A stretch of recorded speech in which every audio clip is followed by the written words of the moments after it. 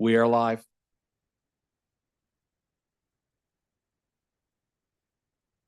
We'll call the meeting to order and welcome everyone, both here and at home, to the Committee of the Whole Operations for Tuesday, November 7th. If I could ask everybody to please stand for the invocation. As we come together today, we recognize the great responsibilities laid upon us. Our council will always strive to understand the needs of the people we serve and to use power wisely and well. Our purpose is to maintain and establish a city of prosperity and righteousness where freedom prevails and where justice rules. Let us also not forget those who served our community and who are no longer with us, so that we continue to do the work we must in their memory. Please be seated. The roll call been taken, Madam Clerk? Yes, roll call has been taken. Okay, are there any members of the committee that have a pecuniary interest to declare on tonight's agenda? Seeing none, at this time, I'll ask, is there anybody want anything separated for discussion purposes? Councilor McCurry? Chair, thank you. Item 6.1.2. Okay. Anything further? Seeing none. Councilor Carpenter, can you please, I believe you have the motion to approve all items not separated? I don't, but I will when it goes up on the screen. Okay.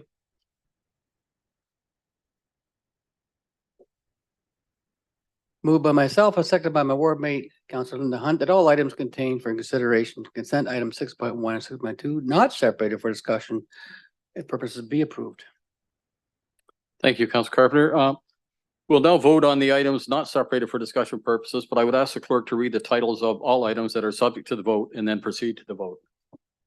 Thank you, Chair. All items that are subject to the vote are item 6.1.1, Brantford City and County Joint Services Committee Report, item 6.1.3, Public Works Fleet Policies Update, and item 6.2.1, the minutes.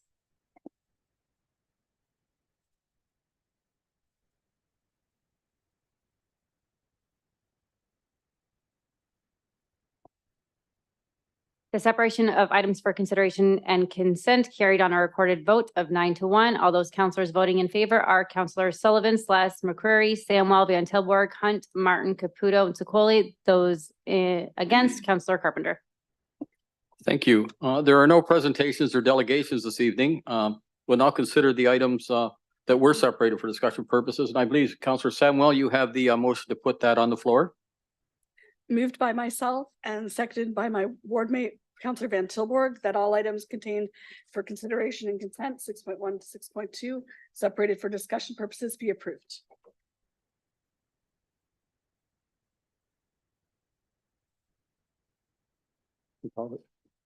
Okay, the first item, or I guess the only item, is 6.1.2, the Community Gardens Corporate Policy Update. And I believe that was Councillor McCurry. Chair, thank you very much. And I do have a number of questions from staff through you, Mr. Chairman. First of all, thanks staff for producing a good piece of work here. I do have some questions about the policy manual. First of all, it says we're creating a community culture that recognizes and places a priority on sustainability. Does that mean we are going to be providing water service to every community garden site over time?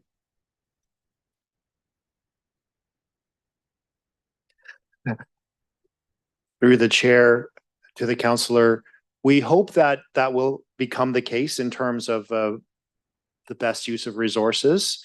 Where there are already water services to the site, that certainly is a space where we prioritize community gardens to grow. But Yes, the we got it, Mr. the sites that don't have existing water service, we can support through our water truck, which we do at multiple sites now, but that is not as sustainable as a pipe to the location. So over time, yes, we would like to see the locations all have water service, preferably when the adjoining street is redeveloped rather than as a special project. Yeah, not particularly sustainable to be having diesel trucks take water.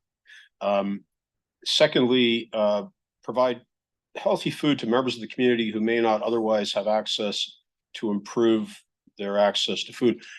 Do we know how now that excess food is delivered to folks in need? Good evening, Gagan Batra, Manager of Business Support and Sustainability through the chair. We've had discussions with Equal Grounds Community Gardens on how they do it, and from best practices of the gardens, it's seeming like it's kind of first come, first served by the community members who are at that location. And if there's any excess at the end of harvest, that would then be transported to any food banks or wherever it might be. But that's up to the volunteers. Okay, so when we start to get our end of year survey of foodstuffs, those are the sort of the information that we can expect to receive starting at the end of next season, right? Through the chair, that's correct. Now, it applies to all city-owned parks and city properties. Is there an opportunity for us to recognize somebody's desire perhaps to do this on their own lands? Say maybe a corporation that has some land available that the neighborhood could use. Is that something we could explore? Should we get a request like that? Through the chair, we can explore it. It would just be a little bit different because right now it's just for things that are city owned. So we have this policy in place, but we can look into supporting private, whether that's best practices or whatever it might look like. Okay, and so applicants fill out an application and provide it to the city representative. Is it your intention to name the city representative by position? Are we going to pick a position that's going to be responsible for this? I nominate Mr. Cox. Through the chair, Rick Cox, Director of Parks and Recreation, we're going to nominate in the policy by position rather than by individual. Through the policy right now is set up that the responsibility is mine, but I would be able to delegate it within my team. Fair enough. And it would be a single individual that'd be responsible, right? Okay. Excuse me. So we specify a deadline for receipt of applications, but it says that any incomplete application will be returned to the applicant. Is it possible for us now to hold ourselves to a deadline with respect to having the first look at every application, say within 10 days of receipt, or can we apply that to the policy so they know when they should be receiving a response? Through the chair, yes, we'll take a look at putting a fair turnaround time into the policy. And we're only going to review the sites following year one. Is that what the intent is? Sorry, through the chair, can you clarify the question? A site used in the year prior to the year in which the application was made, it says. Right, we would typically, sorry, through the chair, we would typically review following the harvest season each site Okay. for how effective they were and whether or not we would renew their lease at the end of the year. And can you include that, can you broaden that to do as you will for the first application? And that's to ask the neighborhood and the ward councilors about the first year experience. I think that would be productive if we could include that as a change to this.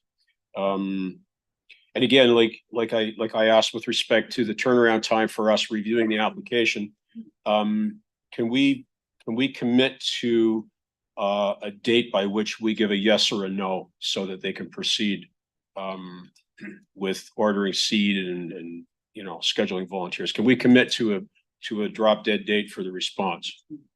Yes, we can put that in the policy. Okay, super. And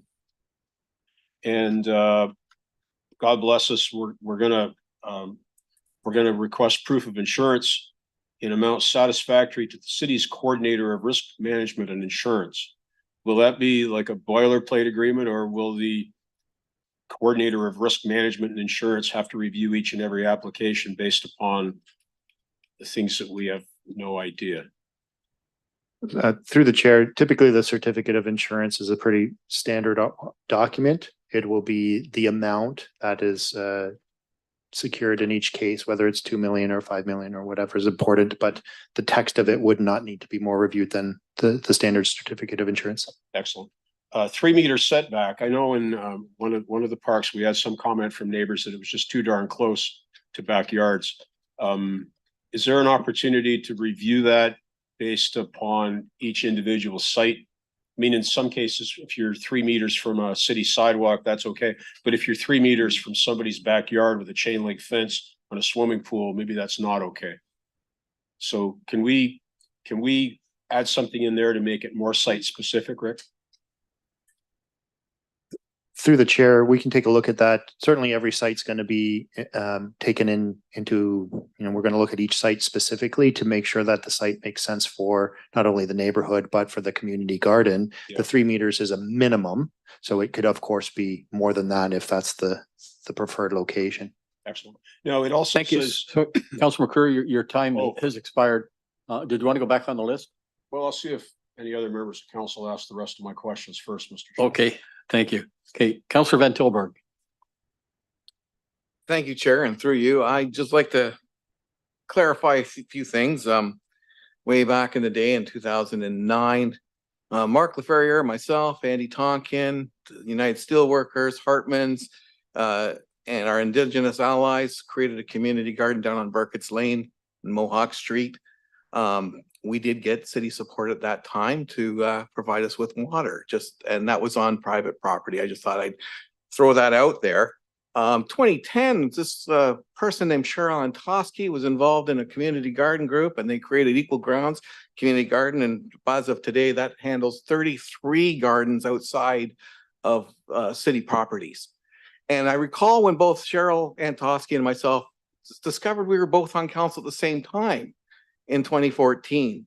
We had the idea of bringing forward community gardens with the ability to use city land and available, and thus the framework was created. So it's nice to see that intact and how it's grown and the future of it. I'm very impressed by this report, and I just want to say kudos to everybody. And we're, gardens go up and gardens go down. We know that it's all driven by the community, right? You can't take the community out of the garden. You got to put the garden where the community is. So thank you very much.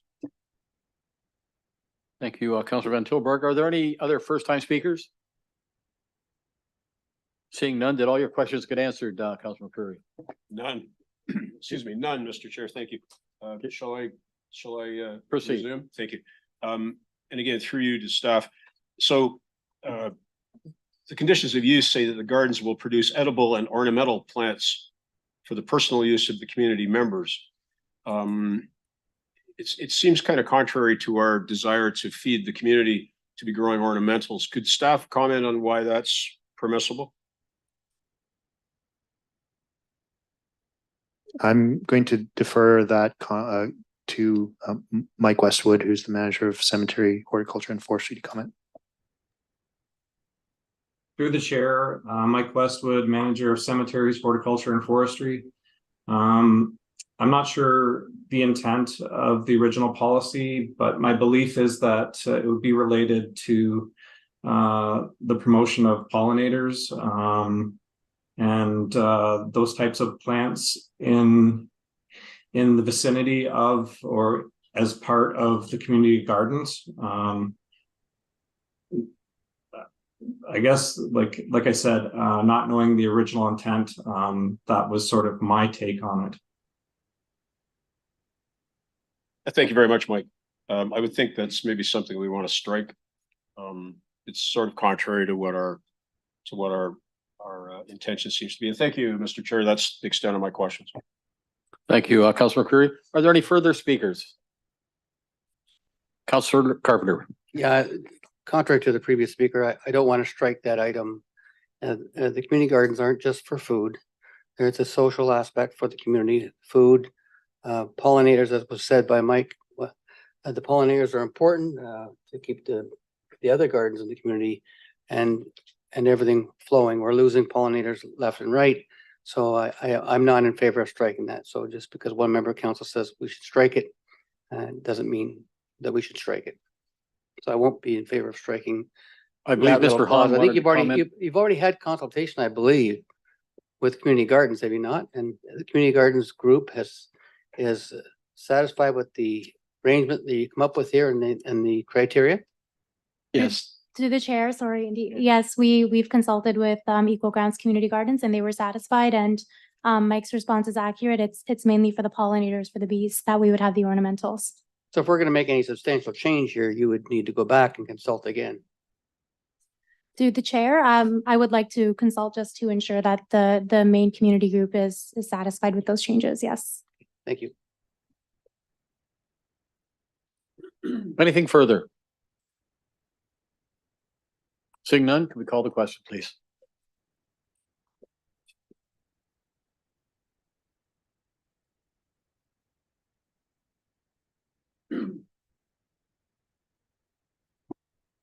Item 6.1.2 carried unanimously on a recorded vote. All those voting in favor are Councilors Sullivan, McCreary, Carpenter, Samwell, Van Tilburg, Hunt, Martin, Caputo, and Sicoli. Thank you. And I neglected at the beginning of the meeting to indicate, Mayor Davis is not here this evening, but he's out at Six Nations. They're doing their swear-in ceremony. They had their elections on the weekend.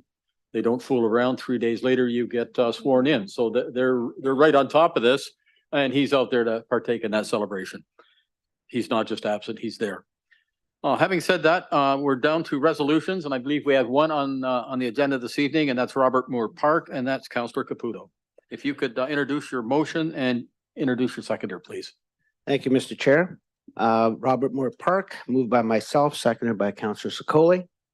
Whereas on June 13th, 2023, Special City Council directed staff upon successful negotiations to place a disposition sale by law for approval regarding an unsolicited offer at 115 Albion Street. Whereas the proceeds of the sale of 115 Albion Street would be directed to offset the costs of a new park at 1723 Sydenham Street. And whereas through consultations with the community, it has been determined that 22 Sydenham Street would be better suited for the development of the park, as the parcel of land is larger in area than 1723 Sydenham. Now, therefore, be it resolved that the Council of the Corporation of the City of Brantford amend Council's previous decision to redirect the proceeds of the sale of the land from 1723 Sydenham Street to 22 Sydenham Street. And if I can speak to this, Mr. Chair? Absolutely. So after that meeting, it was very clear that the citizens of that neighborhood were not in favor of the actual park that was originally scheduled to be. And so listening to them and then going back and having conversations with city staff, with the potential growth in that area, with the 40 Richmond Street, which is the old Victoria School, and the ability to do that into residential, as well as what's being planned for that area, we're going to have an increase in residents in that area as well. And it just seemed logical to be able to use the larger parcel of land, which will allow us to be able to do something on the additional parcel as we go forward. And the people in that Brantford Station area, they deserve to have a park such as this. Right now, they've been working out of Robert Moore, which is older and aging. Has a picnic table. They have Edward Gould Park, which is kind of this intersection. There really isn't anything that's viable. And doing this for this community would be absolutely fantastic for the city, for the community, as well as for all the potential growth and everybody that else that's going to be in that area. So I'm hoping that everyone will support this. And that's all I have to say. And I'm not fooling around with this. So. Thank you, Councillor Caputo. Are there any? There are. Councillor Van Tilburg? Well, I'll be happy to support this. It's amazing what you get when you have community consultation. And it appears in this case, bigger is better. Thank you, Councillor Van Tilburg. Councillor Carpenter? Yes, I'm in support of this as well. 22 Sydenham Street, actually, at the front of that park, the majority of it will front onto Pearl Street, which is a good thing. We found that parks that front onto streets, the more streets, the better, and the less vandalism happens in parks. In fact, Tootla Park, I think, is the least vandalism park in the city because it's surrounded by 3 streets. So I've always been advocating for parks to be the whole block if you could, but in this case, the other partner here is is the railway line. Railway line has changed their structure and so what you can build within the railway line corridor within 300 meters has changed significantly. As we know, this makes a perfect idea for a park. If you look, it's easy, you know, when we get studies from staff to tell us where splash pads should go, you know, and really you just got to go to Google, type in an address and look around and see how many pools you can count. When you can't count pools, they need a splash pad there. So this park is certainly a #1 candidate for splash pad. The area doesn't have backyards with lots of pools in them. And that's where splash pads need to go, not strategically because someone said we need to have so many in every ward. You need to go where the need is. And here there's a need. So there will be a fair amount of revenue coming from the sale of the former park. And so that revenue is slated to go directly towards this park. And I would hope that the ward councilors will have plenty of consultation with staff and the community about what goes in their park and their ward with these funds. Thank you, Councillor Caputo. Councillor Sless. Thank you, Councillor Carpenter. And yes, they have a very active neighborhood association and they've been very involved to this point and they'll continue to be as we move through the process. Councillor McCurry. Thank you, Mr. Chair. And yeah, to echo those comments, the ward councilors have done a good job on this project. I wonder if staff could remind us if we've established a budget for the construction yet. Through the chair, Rick Cox, Director of Parks and Recreation, there is a allocation in the 2024 capital program that includes the assumption of the inclusion of the proceeds from the sale, as well as a component related to the original Robert Moore Park rehabilitation and the potential splash pad allocation. So all of that has been built into an allocation that will be coming forward to council through the capital or through the mayor's process and then to council for the capital plan in 2024. Okay, and are we possessed of the knowledge as to whether or not either of those two sites has a record of site condition that permits the work to be done as it is now?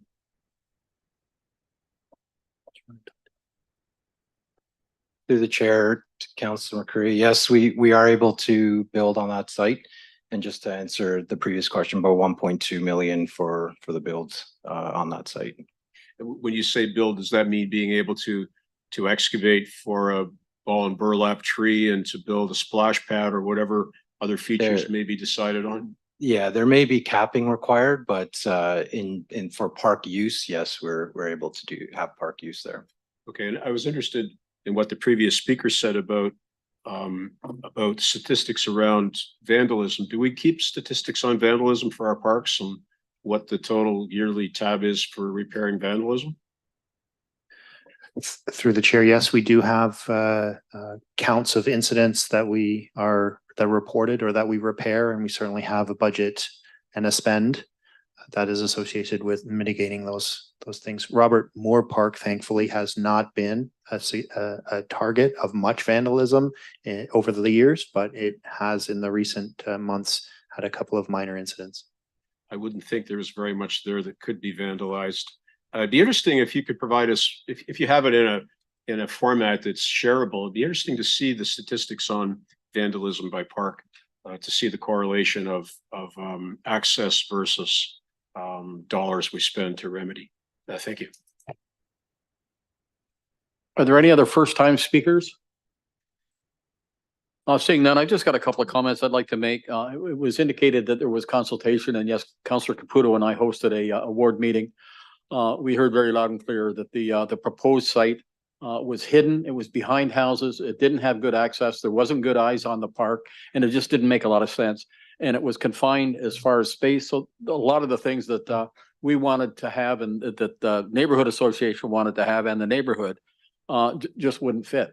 So it didn't make a lot of sense, and it was very well attended, and they were very opinionated, and they were very decisive on what they wanted to see and what they didn't want to see. They didn't want to see the original proposal. They wanted to see this proposal, and staff worked along. Mr. Cox was there, and they certainly want a splash pad. There's very, very, very little green space in that area. And the park that they did have was not much more than a good sized building lot. So they've got something now that they can be proud of and through the neighborhood association, that neighborhood is building into a little community and it's coming alive and there's new development proposed for the area. So the whole area is being rejuvenated.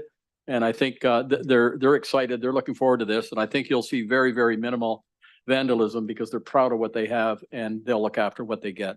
So I'm pleased to hear everybody is supportive. And having said that, I believe we have a second time speaker, Councillor Caputo. Thank you, Mr. Chair. Just to reiterate, Councillor Slass, when you talked about, and Councillor Carpenter, you mentioned about the security being on Pearl Street. And that was one of the things that the community really wanted to come out and say. And I really, I commend them. They're a group of individuals that live in that area that really haven't had anything happen for them. In my opinion, it's just having development come into that area is certainly going to spruce up the Brantford Station, the North Ward, as I refer to it, really give it some life and certainly an opportunity for everyone to be happy and certainly, and just the fact that we listen to the actual people is big.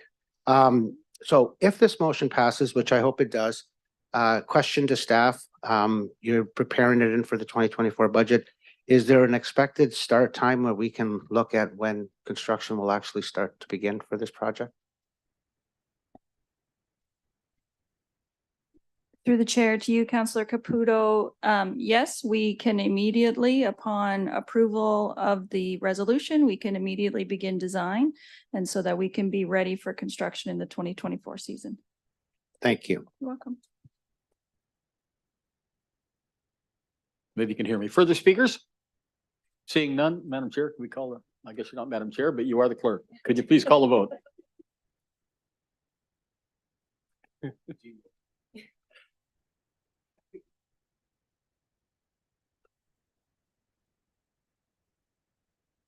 Thank you. Item 7.1, Robert Moore Park, carried unanimously on a recorded vote. All those voting in favor are Councillors Sullivan, Slass, McCreary, Carpenter, Samwell, Van Tilburg, Hunt, Martin, Caputo, and Sicoli. Okay, there are no notices of motion on tonight's agenda. And please note the deadline for the next committee of the whole planning and admin is for notice of motion is Thursday at 9 a.m. And just before we leave, I was just going to announce what Councillor Caputo was probably owing about, and that is the Bulldog game on Friday night. We're playing the Niagara Bulldogs, who are Ice Dogs. We're the Bulldogs. We'll get that right. They're coming to town, and the mayor of St. Catharines, where they're hosted, is coming as well. So that there's a gentleman's bet. I guess if we win, the mayor from St. Catharines will wear a Bulldogs jersey to his next council meeting and vice versa. So the mayor asked me this morning if I could announce this so that he can get some support there. He doesn't want to get picked on. I don't know whether this person's a big person or not, but he wants as much help from council to be at the game and take on the mayor of St. Catharines and take on the Ice Dogs. And okay, it's going to be a real dogfight. So it should be good to see. So I encourage everybody to get there, and anybody that's watching, if you don't have tickets, go online. Sometimes some do come up for sale, and let's make sure the place is full to show these folks how we can do it here. And Mr. Chair, Having said that, Mr. we are Chair, adjourned. I'd like to remind everybody that this Saturday is the cenotaph, and this parking is free downtown and buses are free that day if anybody needs a bus ride. It's a Saturday, so we expect a large turnout at the cenotaph this year for Remembrance Day. Thank you. And we've kind of drifted into yesterday, and that's good. Back in the day, council used to have announcements at the end of every meeting, and I think that was a good thing. We kept people up to date with what was going on in the city as opposed to once a month. You're reporting things that have already happened, and I think it's good. Maybe we should have a look at that with our the way we do things, and Councilor McCreary is fully in favor, so it'll probably pass. Having said that, we are adjourned.